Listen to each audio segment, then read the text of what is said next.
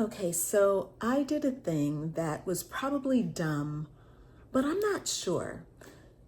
So a man approached me for a date, and I said no, thank you, because I wasn't attracted to him. He's not attractive on any level. And I was going to say he's not my type. And then I thought, do I have a type?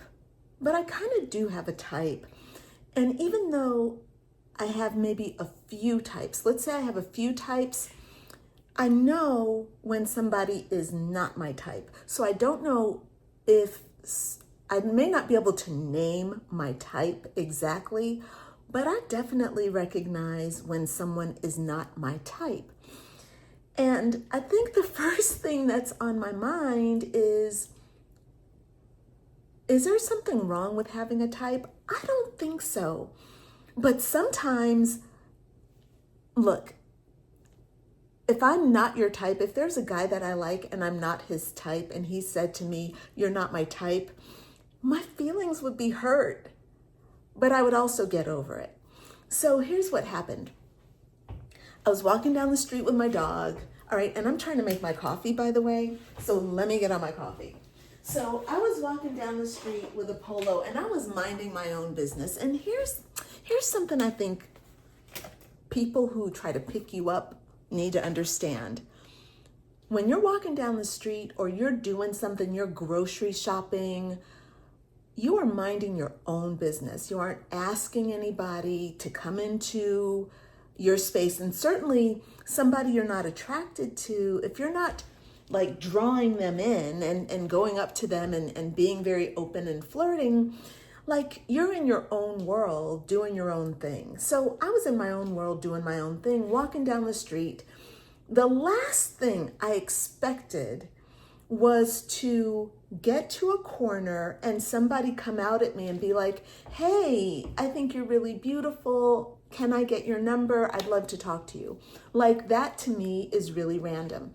Now, I'm 55. I'm going to be 56 years old in 5 days, 3 days. However many days it's going to be, I'm going to be 56. I'm 56 years old, okay?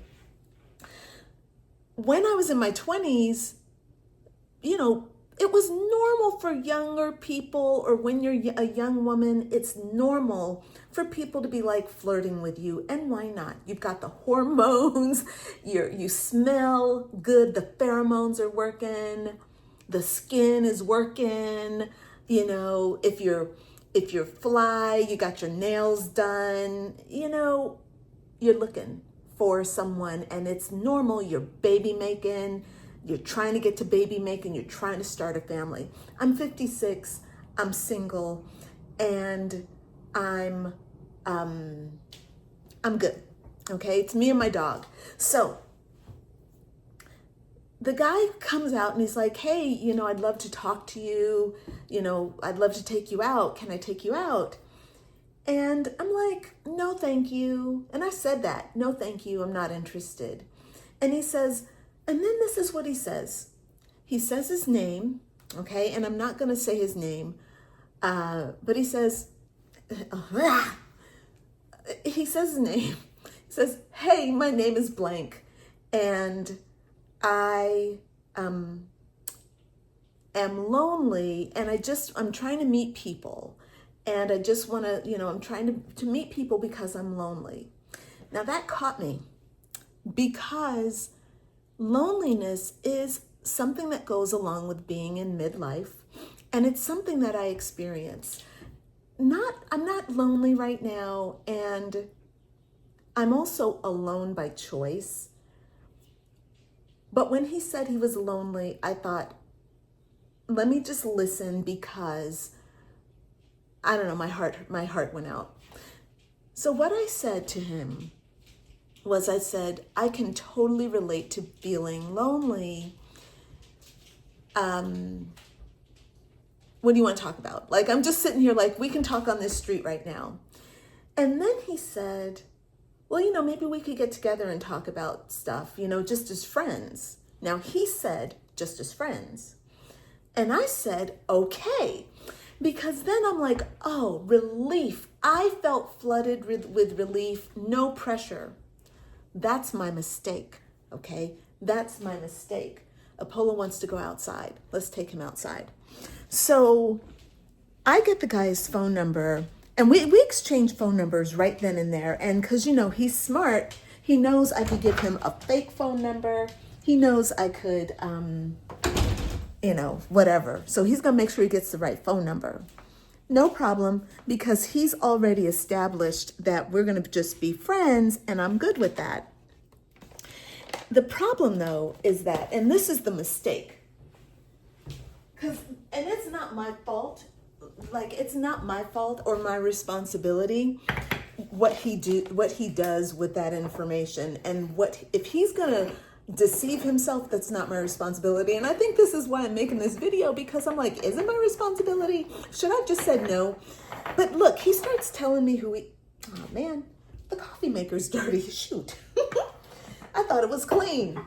Anyway, I thought that he and I could sit down and talk like two grown-ass people who are lonely and talk and be friends. I was wrong. So he says to me, so we exchange phone numbers. Now, he says to me, can I call you later? And I said, sure, you can call me. I gave you my phone number. And I'm talking to him like I would talk to any woman who's a friend, because he said friend and I'm being like friendly. So he says to me, can I call you? I said, sure, no problem. And then he proceeds to blow up my phone. About an hour later, he's blowing it up. Now, there are a few things going on here. First of all, whether I'm a friend or whether I'm not a friend, if you want a romantic thing with me, you should know better than to be blowing up somebody's phone in the year 2020. What year are we in? 2026. I was going to say 2017. In the year 2017, you should know better. But no, this is year 2026. You should know better. You do not need to be blowing up somebody's phone. And he called 6 times. All right. Dialed my number 6 times and I did not answer. Finally, he left a voice message, and I wasn't going to respond to him anyway, because whether you're a friend or not, number one, don't blow up my phone. Number two, I'm going to call you back when I can and when I feel like it. So I called him back.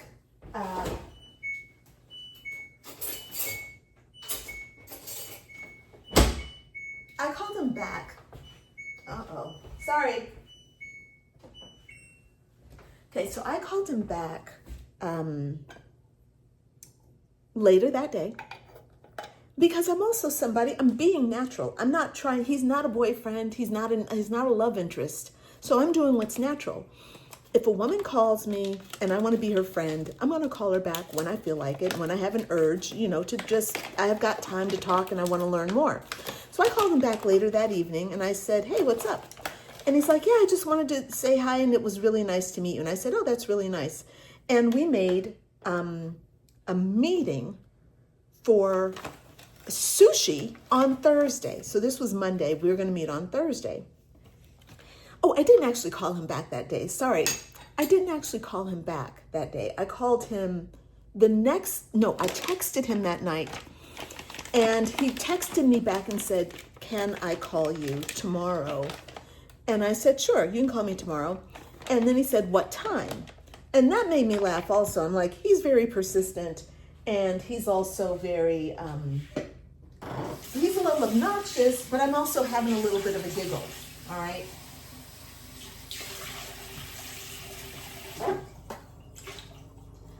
So he calls me the next day at 10 o'clock on the dot. And honestly speaking, we had a nice conversation. Did I feel romantic toward him? Not at all. As a matter of fact, I felt even less romantic because he shared more about himself and he doesn't seem like somebody I'm interested in. He hasn't done things that I'm interested in, and the things that he's doing currently in his life are not interesting to me. And one of the things he said, for example, is that his passion is watching soccer. And that's not a problem. The passion of watching soccer is really, really cool if you have something else you do. But I asked, well, what else do you do? And he said, nothing, just watching soccer. Every day? Every day. And do you ever read anything? Do you ever go out and do anything? No, just watching soccer and doing his job, which is working for the Postal Service. None of those things are a problem. But those things without anything else and with no ambition to do anything else is definitely not my type. So we had our conversation. We had this meeting set for Thursday. He calls me the next day and we talked again, had another decent conversation. All right. I'm still in that mode of, you don't do a lot, but you're a good conversationalist. He listens well. And he's kind of funny. I'm having a giggle. He's funny.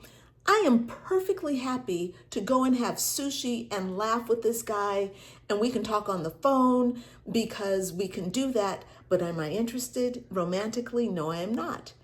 Now, here's my mistake. I still am not convinced that it's my mistake.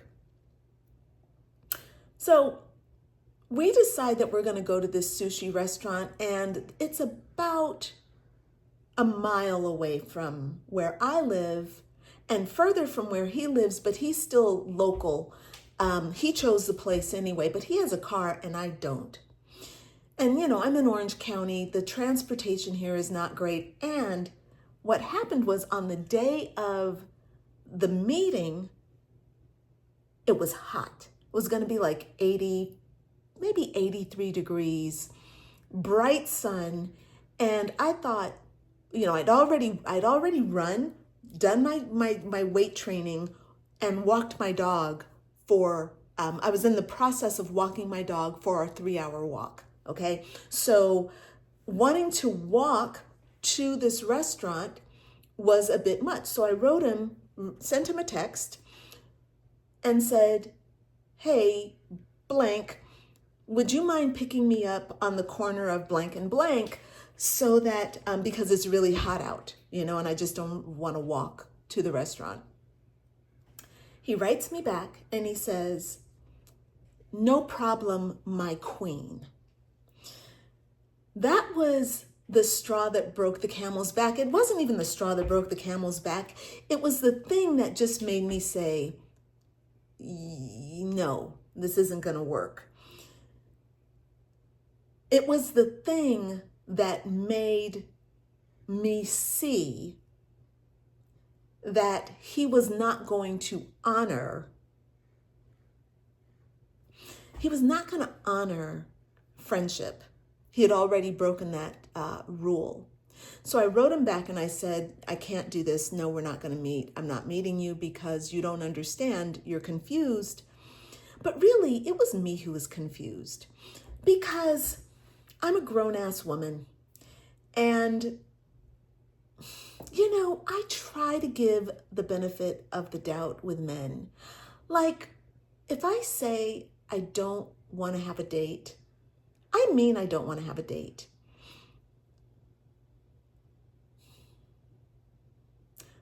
But it's not just men. It's not just men. It's men and women. And I've done this also. When I've dated, I remember when I dated a man years ago, and he clearly had the energy of 1 foot in and 1 foot out. And I kept insisting that he was all in because even though he said he's all in, and even though he said, yeah, I'm really happy to be dating you, this is good, his behavior wasn't like that.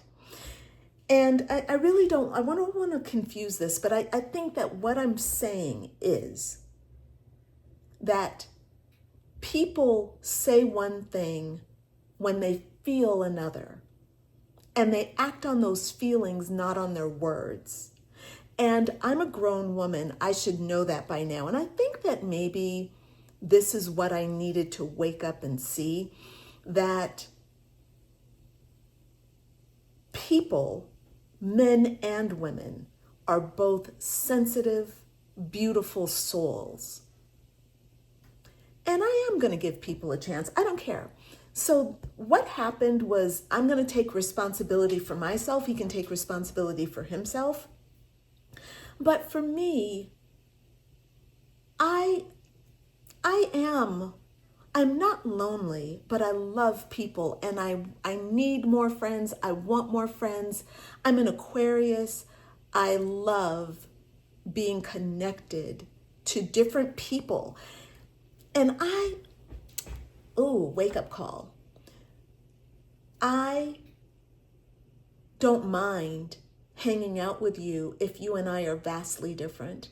I have hope in hanging out with people who are vastly different than me, because I learn stuff. I learn stuff from people. Like I said, the conversations I had with this guy were actually nice conversations. Were they the best conversations that I've ever had? No. Were they conversations that were going to make me fall in love with him? Never. I was never going to fall in love with him. But I enjoyed talking with him. I did. Do I regret talking to him? No, I do not. Did I learn stuff? Yeah, I learned about soccer. I learned about Puerto Rico.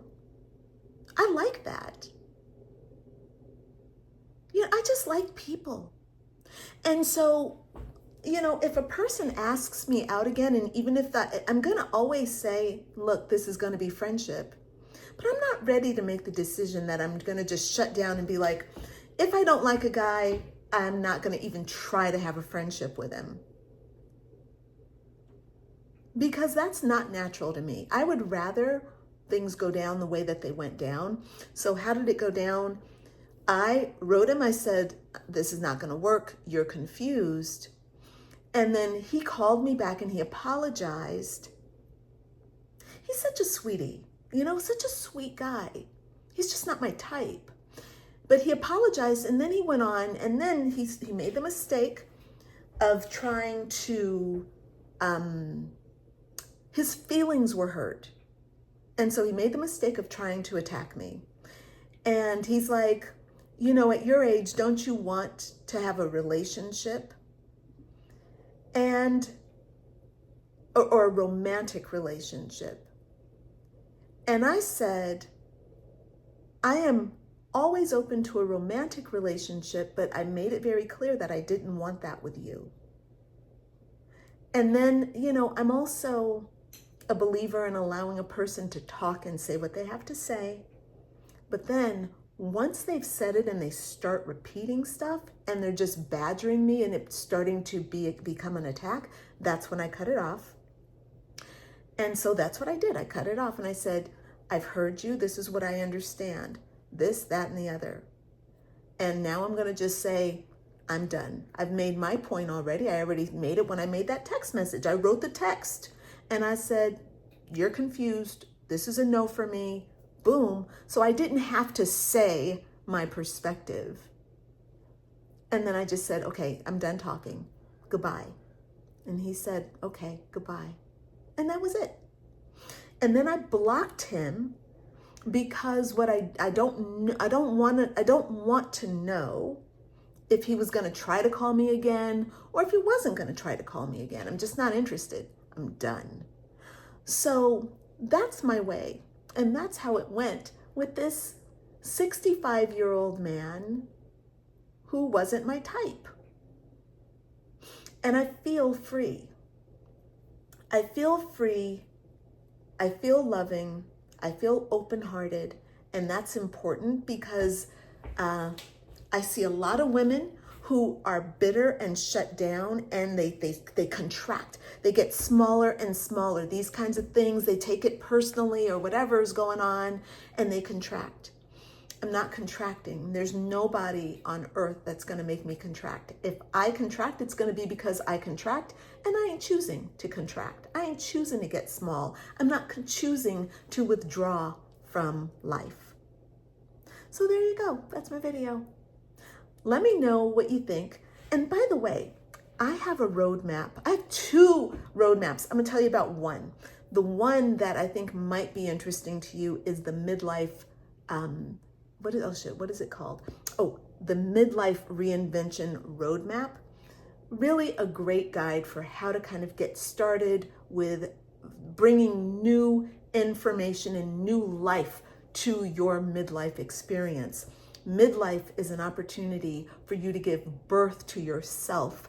It's an opportunity for you to step into a brand new you, a you that is more confident, more beautiful, more healthy, more wealthy, more sexy than you've ever been.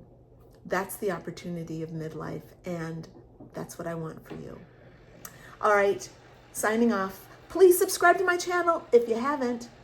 Bye for now. Bye, friend.